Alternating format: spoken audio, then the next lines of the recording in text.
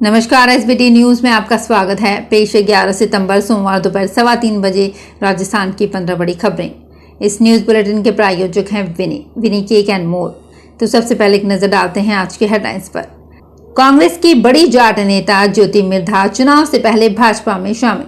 राजस्थान में कमजोर सीटों पर कांग्रेस का गहन मंथन, दिग्गज बना रहे रणनीति। कल बंद रहेगी मेड़ता कृषि उपज मंडी। अपराधियों को पकड़ने के लिए एआई का करेगी इस्तेमाल पुलिस। और राजस्थान में कल से प्राइवेट बसें बंद, 30,000 बसों का चक्का जाम। और अब खबरें विस्तार से। राजस्थान में चुनाव से पहले कांग्रेस पार्टी को बड़ा झटका लगा है। दिग्गज जाट नेता नाथूराम मिर्धा की पोती और पूर्व सांसद ज्योति मिर्धा भाजपा में शामिल हो गई हैं। नागौर से सांसद रह चुकी ज्योति को सोमवार को भारतीय जनता पार्टी के राजस्थान बीजेपी के अध्यक्ष सीपी जोशी ने दिल्ली में सदस्यता दिलाई। ज्योति के साथ ही पूर्व आईपीएस अधिकारी और कांग्रेस नेता सवाई सिंह चौधरी भी भाजपा में शामिल हुए।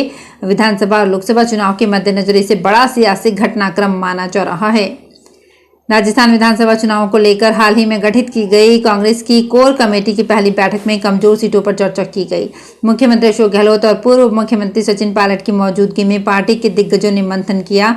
इससे पहले स्क्रीनिंग कमेटी के सदस्यों की भी बैठक हुई। रविवार को कांग्रेस के प्रदेश कार्यालय में हुई इस बैठक में टिकट वितरण के साथ ही प्रत्याशियों की हार जीत का मंथन किया गया। देर रात 10 बजे तक चली कोर कमेटी की बैठक में टिकट पाने वाले दावेदारों के नामों पर चर्चा की गई। प्रत्येक सीट के हार जीत का गुणा भाग लगाया गया।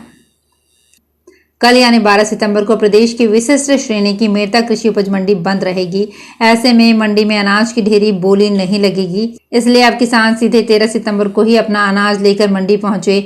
मेड़ता उद्योग एवं व्यापार संघ अध्यक्ष हस्तिमल डोसी ने बताया कि मंगलवार से पर्युषण पर्व प्रारंभ हो रहे हैं। इस उपलक्ष्य में मेड़ता कृषि उपज मंडी में अवकाश रखकर खुली नीलामी ढेरी बोली नहीं लगाने का निर्णय लिया गया है। ऐसे में अब किसान बुधवार को ही मंडी में अपना अनाज बेचने के लिए पहुंचे।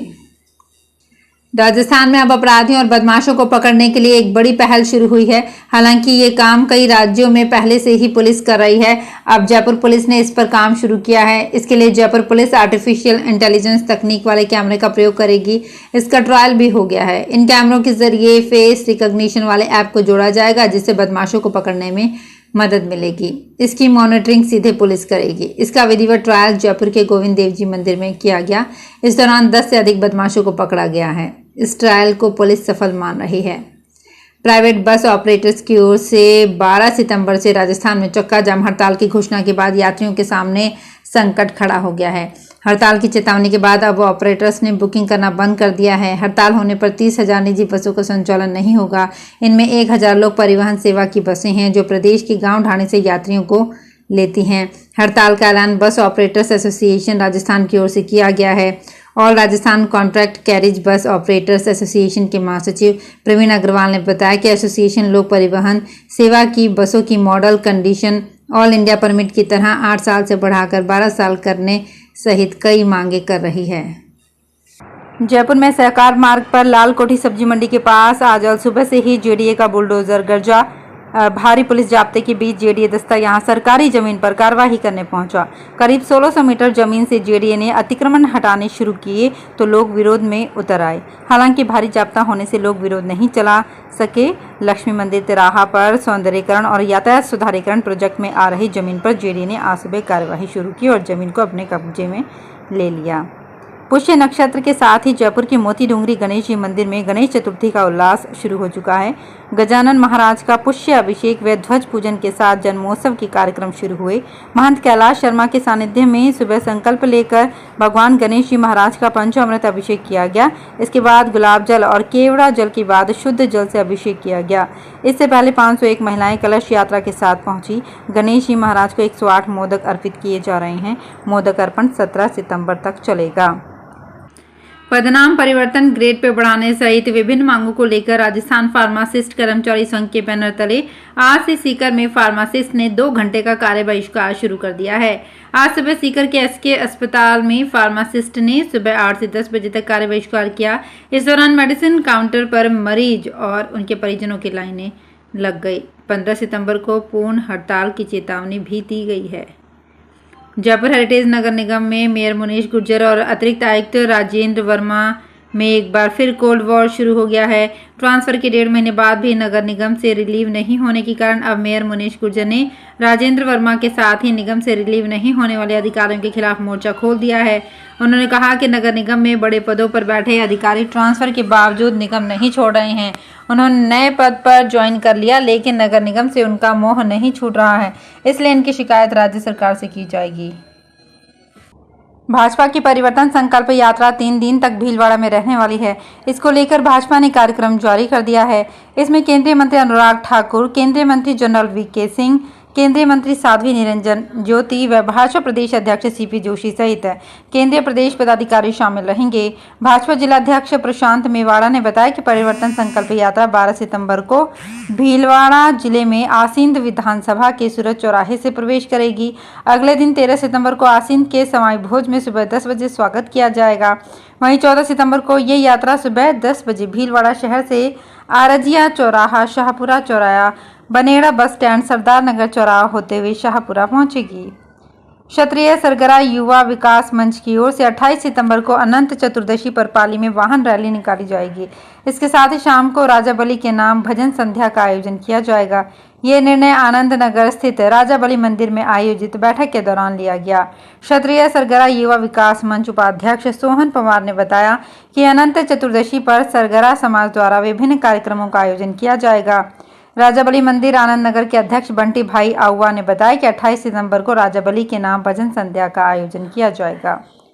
जयपुर यानी जयपुर में जिसकी राजनीतिक जीत, प्रदेश में उसकी सरकार बनने के अवसर बढ़ जाते हैं। प्रदेश की 200 में से 1/4 सीटें जयपुर संभाग से ही निकलती है। पिछले 4 चुनावों का मिजाज तो यही बताता है, जिसने यहां बढ़त बनाई वही सरकार बनाने में कामयाब हुआ।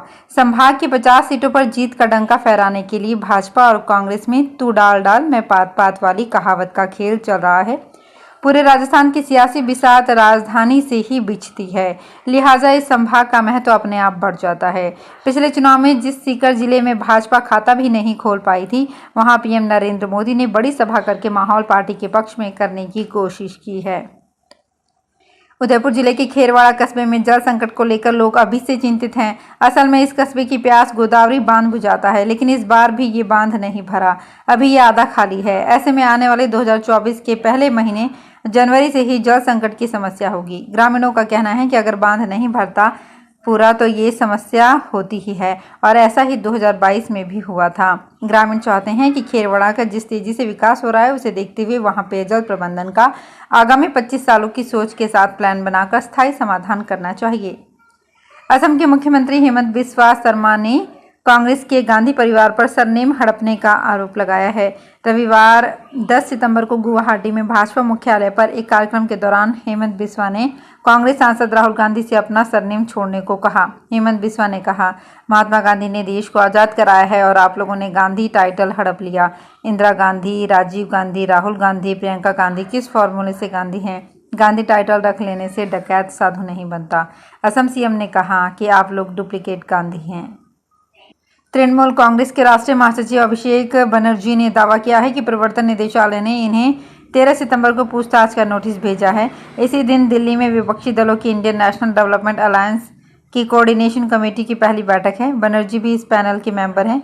टीएमसी सांसद ने कहा कि इंडिया कोऑर्डिनेशन कमेटी की पहली बैठक 13 सितंबर को दिल्ली में है।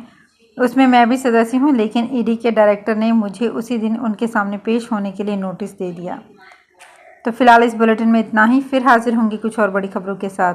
अगर आप भी अपने आसपास की छोटी बड़ी और महत्वपूर्ण खबरों से अपडेट रहना चाहते हैं तो सब्सक्राइब कीजिए हमारे चैनल एसपीटी न्यूज को और प्रेस कीजिए बेल आइकन पर।